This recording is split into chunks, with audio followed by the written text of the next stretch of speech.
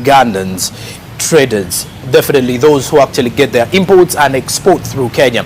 Kenya manages roughly the highest percentage of Uganda's imports and exports. That is the port of Mombasa, before we switch options to Dar and Tanga port in Tanzania. But Kenya's Mombasa has predominantly been the one that definitely carries the flag. However, this time round, Ugandans are a bit scared of anything that may happen, throwing back to 2007, when there was an economic crisis where prices of sugar had to shoot up. Remember then, there was a post-election crisis or post-election conflict in the land of Hakuna Matata. Now, joining me this particular morning to discuss more of this particular one, want to discuss imports and exports from the segment of also clearing and forwarding. I've got a gentleman in the names of John Nsamba, working with Maritime Cargo. Good morning and thank you for joining us. Thank you. It's good to have you again. Yeah, thank you again for having me. Okay. It's a pleasure that I'm here again. All right. Now, I would want to know, first of all, how has the sector been performing? Before we actually turn political in any way, how has the sector been performing? I want to gladly say, I think we are on the up again. Not as good as we would want to be, but we are, I would say the trend is moving steadily now. Okay. I think after realization that the businessmen do not have probably a way out after everything that has happened, and our only option is to still trade. Okay. Still trade, because everything revolves around trade. I would as well want to know, how have the fuel prices affected the traders that you people are dealing with?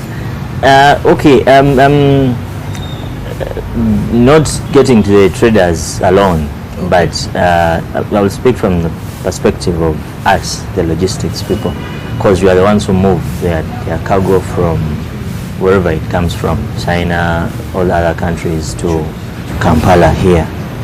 From our perspective, definitely the prices increased, but that doesn't deter us from, doing business, because at the end of the day, whether they increase or don't increase, we're still going to have to do business. They have affected us because they raised the prices. The shipping lines also raised the prices. The transporters also raised the prices because of the fuel.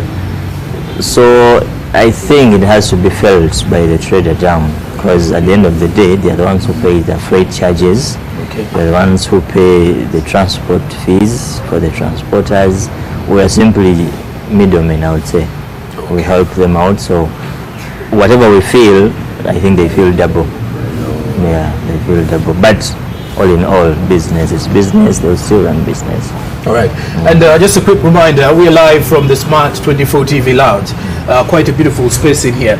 You can definitely come in and greet some of the people we work with here as well.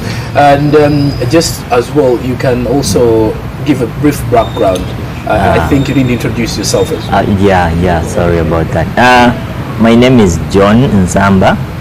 I am the operations manager, or manager operations, Maritime Company Limited, or in simple terms, Maritime Cargo, just like the businessmen want to call it.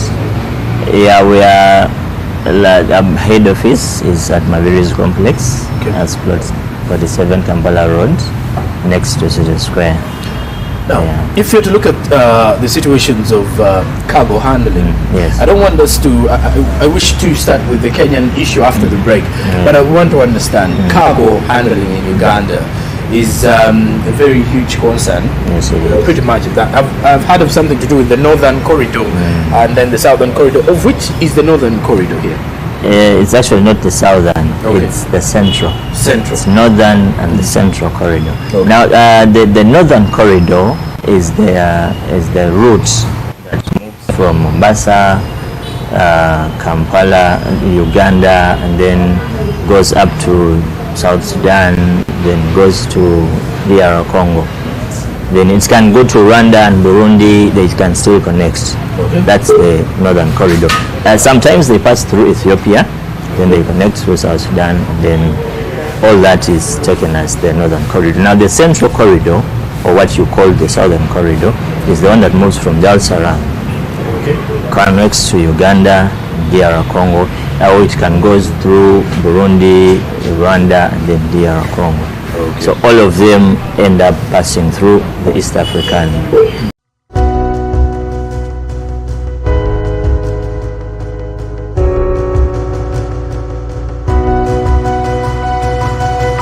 Smart 24, driving